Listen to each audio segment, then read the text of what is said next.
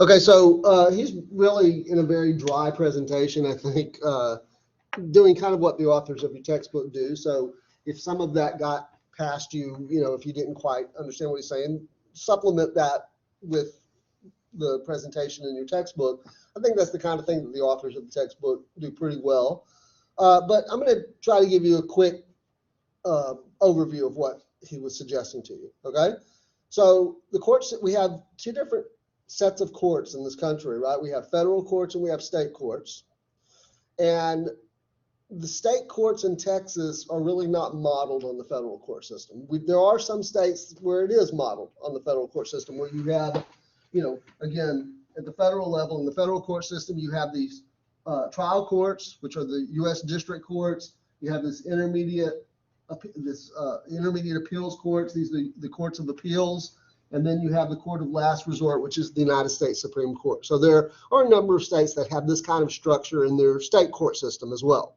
Okay, but in Texas, even though we have these three levels, we have the trial courts, the intermediate courts of appeals, and the courts of last resort. It's messier, right? It's more complicated, right? Because remember, he talked about the fact that you have trial courts. You have three different types of trial courts. You have the JP courts and the municipal courts. Right? What kind of cases do they deal with? Are JP courts dealing with, in this distinction that we like to make between, criminal courts or criminal cases and civil cases? Are JP courts dealing with criminal cases or civil cases? The answer is both. Okay, the answer is both. Yes, like for example, if you are pulled over by a police officer and given a speeding ticket, where is your case going to be heard? What court has jurisdiction over that? It depends. The answer is it depends. It depends largely on who gave you the ticket, right? If it's a City of Sugarland police officer, it's probably going to be in municipal court, okay? Or it's almost certainly going to be in municipal court. If it's a Fort Bend County Sheriff's deputy, it's going to be in a JP court, or maybe in the limited cases where constables might give citations as well. But it's probably going to be a sheriff's deputy that's going to give you that ticket in an outlying area if you're not in an incorporated area, and that's going to be in a JP court. Okay, so that's a criminal case, right? What if your dog bites your ankle, or your neighbor's dog bites your ankle, and you want to sue your neighbor because you have to go to the emergency room and you get $1,000 in medical bills from the emergency room, and you want your neighbor to pay for that, but your neighbor says, go to heck, right? And you say, okay, well, we'll see you in court, right? Where's that going to be decided? Municipal court? Probably not, okay? Municipal courts do have some jurisdiction, but it's probably going to be a JP court, right? Probably going to be a JP court, or it could be a district court. What does that depend? What do the authors of your textbook tell you that depends on? The civil cases, whether the JP court or the district court has jurisdiction, depends on what? Yes, it has to do with the amount of money that's at stake, right? So, do you remember what they tell you it is? What the limit is in Texas, or what the dividing line is in Texas? Is it $5,000 or is it $10,000? I don't remember, to be honest with you. But let's just say for laughs, it's $5,000, right? So if it's anything under that, it's probably going to be in the JP court. Anything over that, it's probably going to be in the district court. Okay.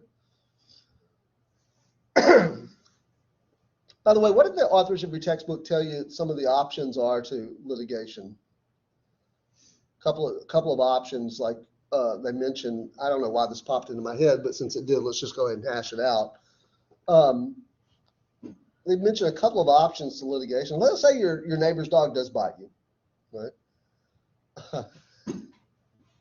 You could go to court, have your day in court, and have a JP decide that case. But there are options, right? What am I talking about? You can have a settlement.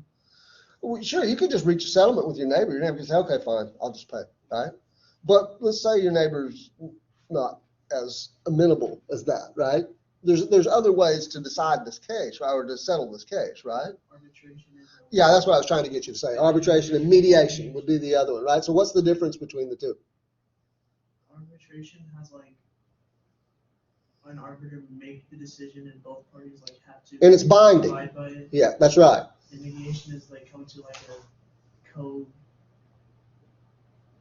Essentially, the mediator is trying to get the litigants to understand what's in their interest and come to agreement without having to have a binding decision imposed, right?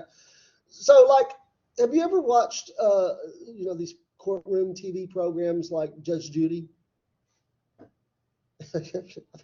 I actually kind of like to watch those programs. You can actually learn some things from those programs sometimes. Like, is Judge Judy an arbitrator or a mediator? It's an arbitration, right? It's an arbitration. In fact, that's exactly what happens in those cases.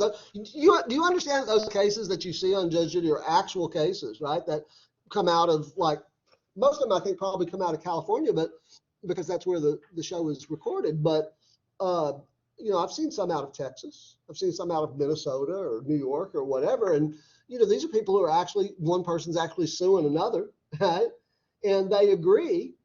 They sign a contract that says they'll allow Judge Judy to arbitrate this case and render a binding decision. So yeah, that's exactly what those shows are. Those are arbitrations. At any rate, sorry for that digression. Okay, so in Texas, you've got sort of this complicated, mix of courts at the trial court level, and then the intermediate court level, the intermediate courts of appeals. That's relatively speaking clean. But then when you get up to the courts of last resort, relatively straightforward, right? But then when you get up to the courts of last resort, we find that Texas is out there with the only other state that has this kind of system is Oklahoma, right? Which may or may not be a coincidence, probably not a coincidence, right? But the term they used just now in the video that you watched was it's bifurcated.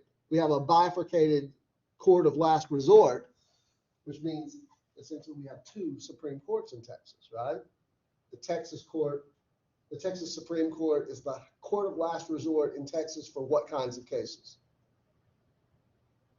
Civil cases. And then the Texas Court of Criminal Appeals is the court of last resort for criminal cases.